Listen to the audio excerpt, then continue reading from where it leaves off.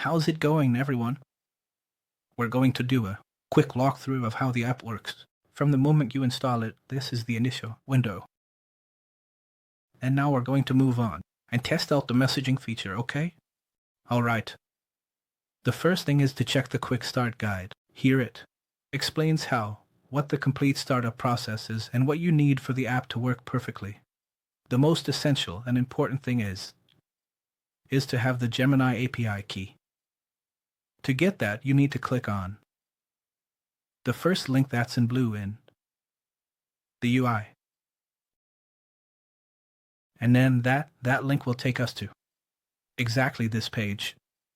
No, not this page. It will take us to this page. On this page, we have to click Get API Key to create the key. Here, since we don't have any project created, we're going to create the API key for the existing project. So with this key, we're going to take it to this is the key. Don't share it with anyone, just in case. I'm going to delete this one because I'm not going to use it. Copy it. Go straight to the application. And in the app, paste it into the settings. Google API key Gemini. Paste it there. The application works 100%. All the advice given comes from or is provided by Gemini AI. So, from the beginning, pilot name, you enter your pilot name, and the language you want the advice in. If you want advice in English, set it to English. If you want advice in Spanish, set it to Spanish. The live map is for choosing whether you prefer to use window or overlay. In my case, I play with VR, so I'm going to use window. For the AWS API key, I'm going to make a separate little video because it's a bit more involved.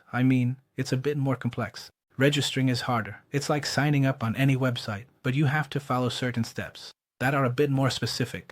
So I'll make a separate video for that. If you use 11 Labs, it's much easier to get the API, but it's a lot more expensive. If you're going to use the Windows voice, you need to select PyTTSX3, which is the one currently showing on the screen. Click on Save Settings, and with that, you'll have a comment using the Windows voice. If you don't want to use the Windows voice, we're going to sign up for Amazon Poly or AWS to be able to get the voice.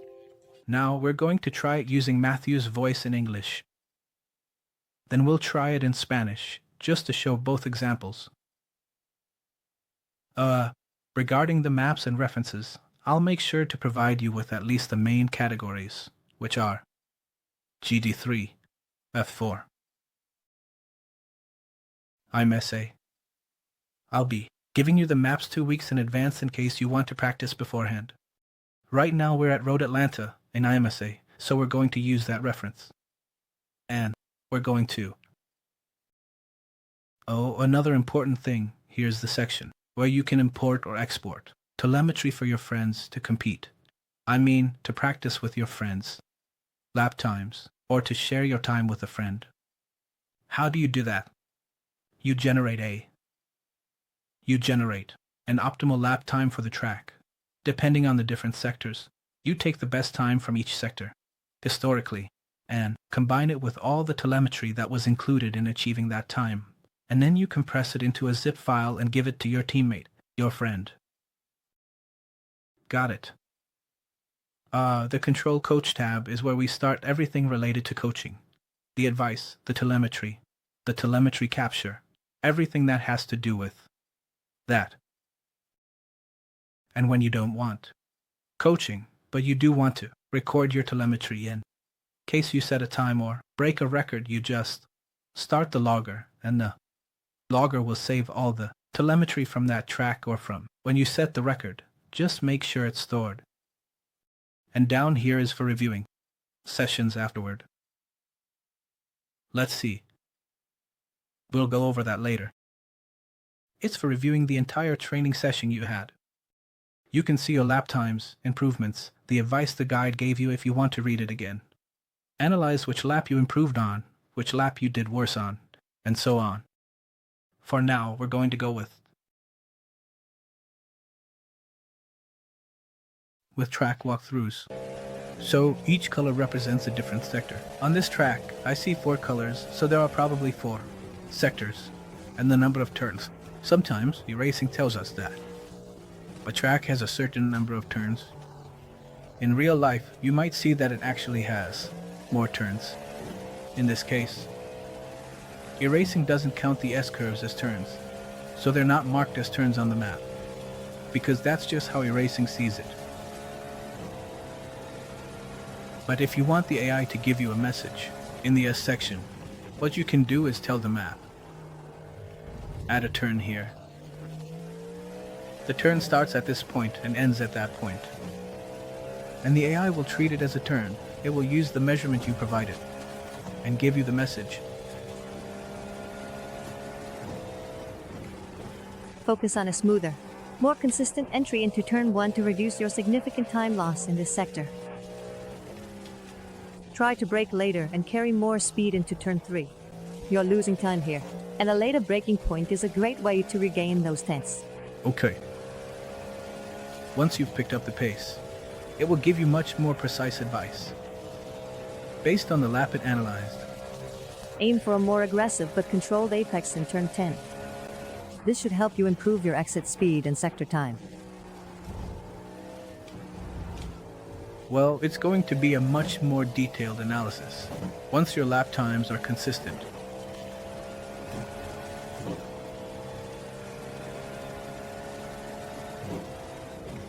But the idea here is for you to get a sense of the kind of feedback it gives and see what works, which is the most important thing. If I have a friend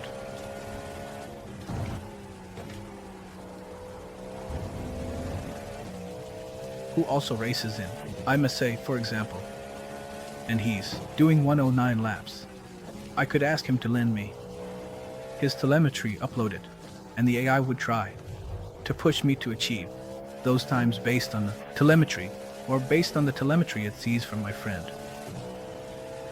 The telemetry is fully saved every time you generate an optimal sector.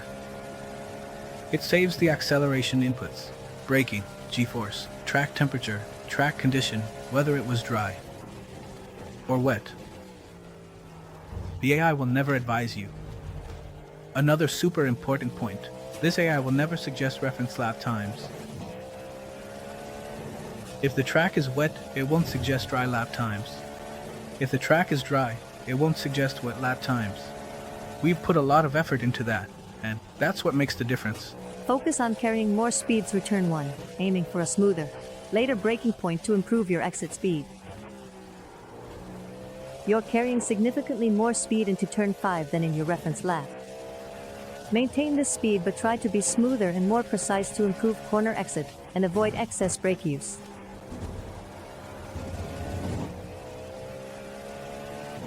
The colors you see on the corner map. You lost significant time in turn 10. Review your entry and braking approach. More commitment to the turn-in and a smoother braking point will be beneficial.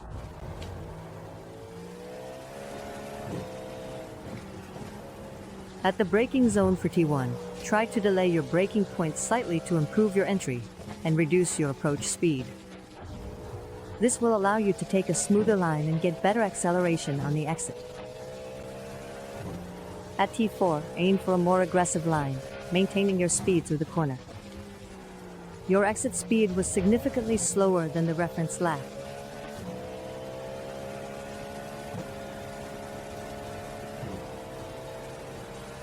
Turn 10 shows a significant time loss. Try to take a cleaner line, maintain higher speed, and anticipate your exit trajectory.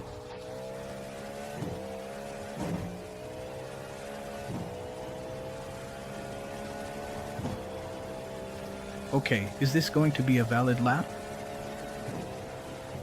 Don Pulpo, take a deep breath and let's focus on the next lap. Keep your reference points consistent, and you'll see improvement. No, another one.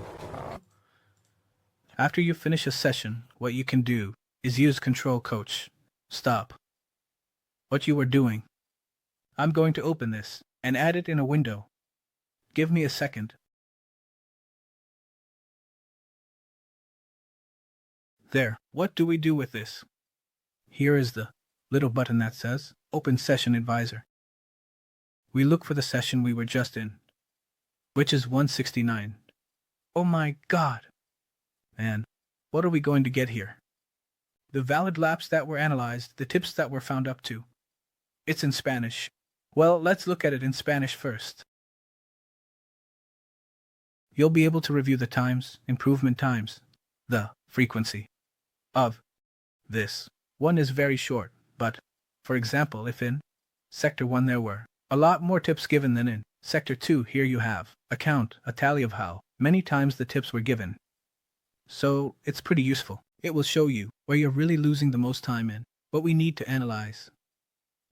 And that's the idea behind this tab. Or rather, this analyzer. Here you have the performance charts. I need to fix the issue with the names there, but we'll get to that. And here are the tips that were given in that last session. So, that's it for now. Later on, I'll make a more detailed video about the curve editor, about what it's going to be. So, I can show it to you.